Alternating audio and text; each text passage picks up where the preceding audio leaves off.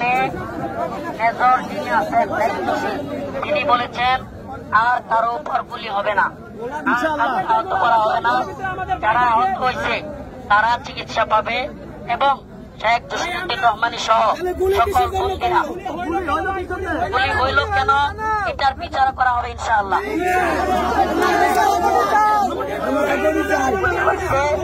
এটা সেনাবাহিনী আসছে, গুলি করছে সেনাবাহিনী,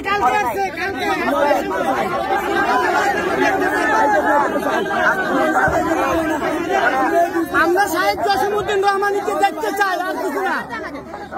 আমাদেরকে দেখার ব্যবস্থা করে দিন। আমরা মানব না।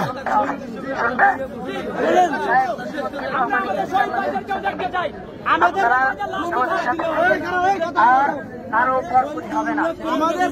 রবিবারে জামিন হয়েছে, সেই আসামি এখনো ছাড়ে না কেন? রবিবারে জামিন হয়েছে, সেই আসামি এখনো ছাড়ে না কেন?